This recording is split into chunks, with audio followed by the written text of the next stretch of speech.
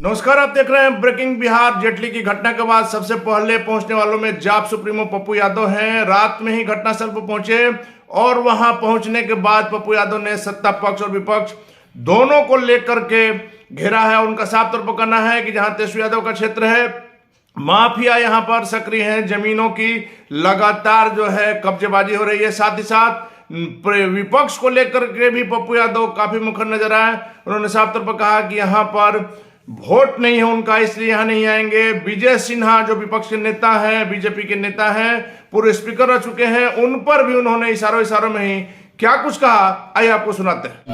मेरे मुझे समझ में नहीं आता है कहाँ बाकी है क्या होने के लिए।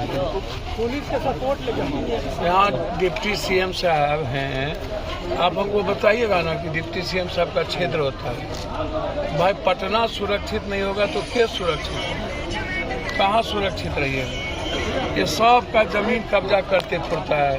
अब जनता को हाथ में नहीं लेना चाहिए। सब का जमीन सब लोग का जमीन कब्जा करता है। जमीन कब्जा करने में इन लोगों की भूमिका सबसे ज्यादा है। आप लोग अपराधियों को करना चाहिए ना। ये आज का मन बढ़ा हुआ है इन लोगों का। आप कहाँ बात करेंगे? इसके पहले भी हम यहाँ आए थे, मैं पहले मार दिया था। इसके पहले भी आया था। आपको लगता है एक बार फिर से ज्यादा जो है उपद्रव देखने को मिल रहा है, स्थिति लॉ एंड ऑर्डर की खराब हो रही है? सर लॉ एंड ऑर्डर के बारे में क्लियर है सर। सब लोग लगे हुए हैं 2024 के चुनाव में, सत्ता भी विपक्ष। इन लोगों को गाली गलौज से फुर्सत किसी को नहीं है।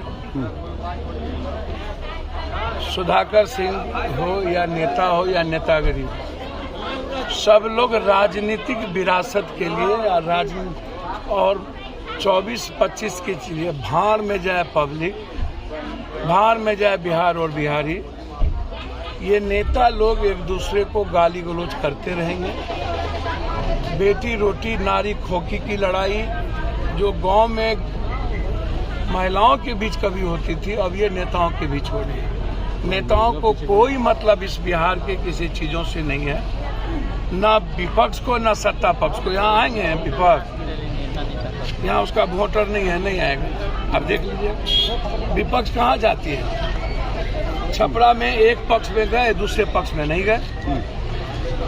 छपरा में एक पक्ष को 2-2 लाख रुपए हम दिए, दूसरे पक्ष के जब घर जला दिए तो वहाँ भी मदद की। विपक्ष कहाँ जाती है? कोई घटना में आप ये सिन्हा जी यहाँ क्यों नहीं गए? यहाँ जो अभी बेगूसराय में देह में सटा मुसहर जाति की उसको 2 गोली मार दिया, वहाँ क्यों नहीं गए? मांझी जी अब किसका बेटा सीएम लड़ेगा? बेटा का कौन किसका मुख्यमंत्री बनेगा? इसकी नारी खोखी से फुर्सत होगा तब न सीएम बनेंगे। कुशवाहा सीएम बनेंगे, मांझी जी का बेटा सीएम बनेंगे, तेजस्वी जी सीएम बनेंगे, चिराग जी, फलना जी, अखबार पीडीएफ सब इसी में होड़ में लगा हुआ। मतलब सीधी बात है कि राजनीति हो रही है और पब्लिक जाए भाड़ में। बिल्कुल, सिर्फ इस बिहार में राजनीति हो रही है, गाली गलौज हो रहा है, मुखिया को मार दिया, सबको, इसके अलावा कुछ नहीं हो रहा है। देखा तो आपने देखा, पप्पू यादव ने सत्ता पक्ष विपक्ष दोनों को घेरा है और मुख्यमंत्री नीतीश कुमार भी लगातार कहते आए हैं कि जमीन विवाद बिहार में सबसे बड़ा अपराध का कारण है। वैसे में इस घटना के पीछे भी जमीन विवाद की बात सामने आ रही है।